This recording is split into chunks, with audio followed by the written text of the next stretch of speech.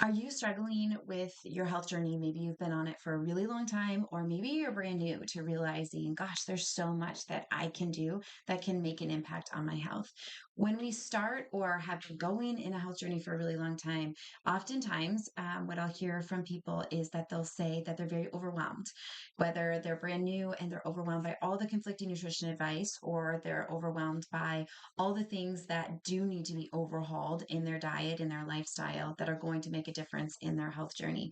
Or perhaps you've been at this for a really long time and you know too much. You know all the things that are going to make a difference for you, that are going to be needle movers for you or your family. And it ends up becoming a source of stress when we have this long laundry list of all these things that we can, need, should do. And so, if you're really struggling here, I want you to sit down, take some deep breaths, and listen to this episode because this is exactly what I want to talk to you about today. Welcome to Health and Hormones. I'm Rita Johnson, your host. Here you will get fatigue solutions, period, health, hormone healing, and a real life approach that works for you. Let's dive in. All right, friends, if we are overwhelmed by our health journey, that is not going to help us be able to dive in and support our body. It's also not going to be able to help us when things get really hard and tough. And I really want to record this right now because I am in the thick of a very difficult season. We have our youngest, who is 17 months old, and he is right in the thick of weaning. And it has been a very difficult 10 days. And anytime our sleep is severely disrupted, you know how this feels. It is just really tricky to get going in the morning. It's really hard to have our normal output of energy to be able to make the things, right? In the kitchen, to clean up afterwards, to plan the things, and then to do things we need to do, like work and run a household and get the kids to the places that they need to go. And so I really just wanted to jump in now while I'm feeling this personally and tell you the ways that you also can apply this into your own life. Even if you don't have kids, even if you have, some very different things that are heavy taxing on your body right now. Maybe it's your actual health. Maybe you're dealing with a lot of pain and discomfort. And so it's hard to get these things done. And then when we start to kind of, I think of it as like pick our head up out of the sand, then we start to get really overwhelmed because there's so much that could be contributing to that. So the very first thing I would say is when we start to research these things and look at, oh, it's plastics in my kitchen, it's making everything at home from scratch, it's, doing all of these things at once that are going to make up my health journey, really to make that, whether it's alleviate some of these negative symptoms we're dealing with or help strengthen us as we move forward, whatever that is, there's a lot that we can do. And so, what do I do in my day to day? And what do I recommend my clients do in their day to day? Is start with where you're at. What is one thing you can start to do differently right now? And I would always say that this is based on the symptoms that are heaviest for you. So, for example, if you're struggling with constipation and also severe fatigue or hormone imbalances, the very first thing I would say is let's focus on things that can be needle movers for you with eradicating constipation. So it might be something where you're like, I'm not eating clean food. I'm, leaning too heavily on fast food or processed food. I'm not drinking enough water. I'm not sleeping enough. I'm not able to get movement in my day. And so to that person, I would say, let's just start by focusing on incorporating more water. Can you just have a cup of water you bring with you everywhere you go, throughout the house, in the car, everywhere you go? Because even if you're going to church and you're not going to bring your water in with you, if you can drink your water in the car on the way, if you can drink water in the car on the way home, it's easy to start to mindlessly add that in and support your body in that very small but very supportive way, right? So perhaps you're saying, okay, Rita, that sounds great, but I can definitely drink enough water. Then can we look at your diet? What is one thing that you're eating a lot of that we could just level up? Maybe it's a type of granola bar you're using. Perhaps you're using a granola bar that has a lot of sugar, low protein. Can we just look for a better alternative that has less sugar and more protein? Can we, instead of leaning on a packaged protein bar, use some type of meat product that is going to be a snack? For me, right now in this season, that might be more like a Costco frozen sausage that I could just warm up when I need a snack and eat it with some some sauerkraut and maybe some tomato or avocado. It doesn't take me that much time. I can do that with the baby in my arms, but ultimately it's going to help me to be supported more in my energy levels when I'm not getting enough sleep and also increasing my protein intake. So these small changes can make a big difference. The other thing they help us to do is to increase our confidence that we can do it, that we can do something. So in a season when things feel very out of control, it's very helpful for our mental state of health to do one thing and to do it well. And then to be able to look back and say, okay, well, I could drink more water. I've shown that to myself and look at the cascade of impact that that has had on me.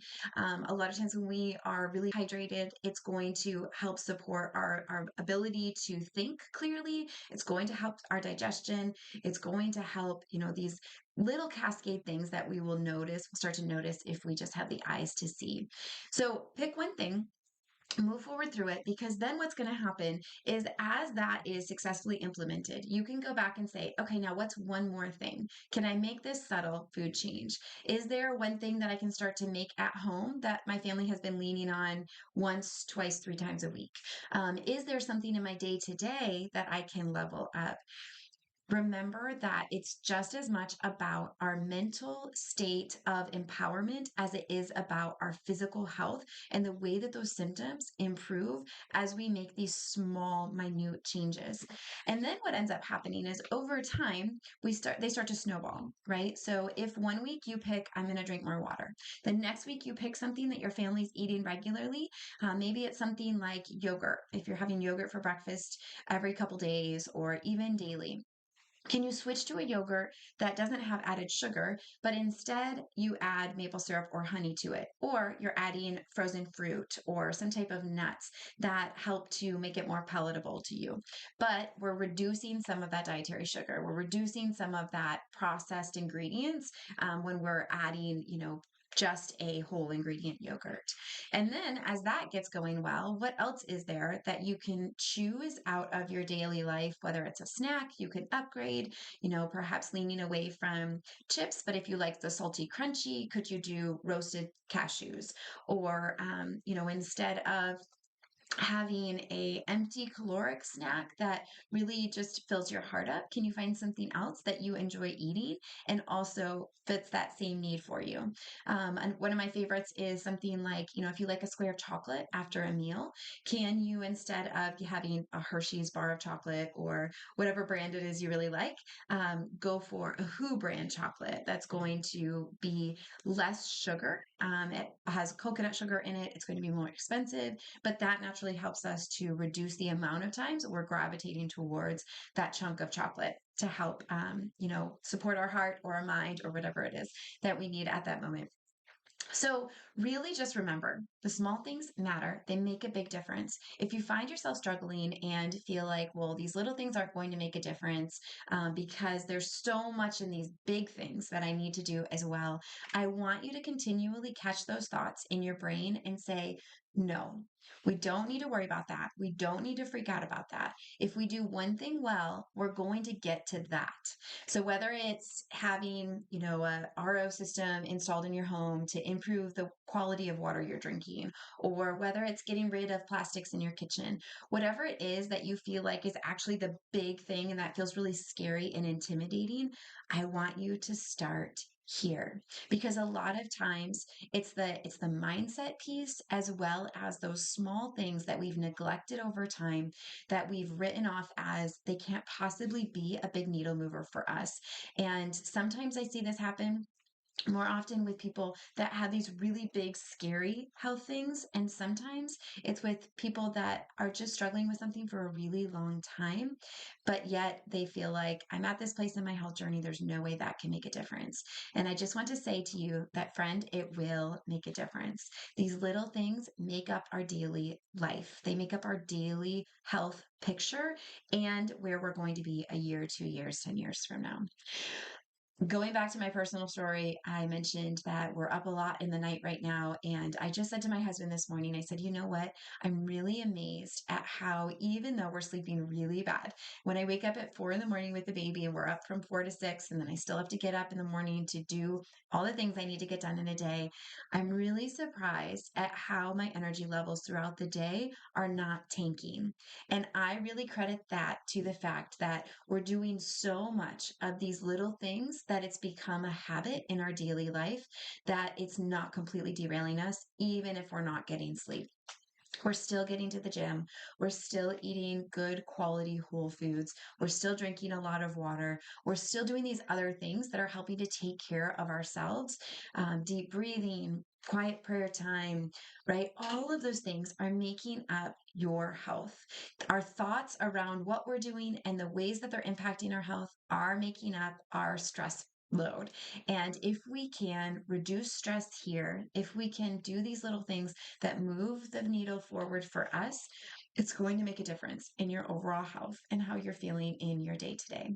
I hope this encourages you wherever you're at in your journey. If you feel like I just have no idea where to start and it's so overwhelming, then I want you to grab my ebook, especially if you're dealing with GI issues. It's all about healing your gut. And I start with some of those small things that you can start to incorporate now to really move your body forward.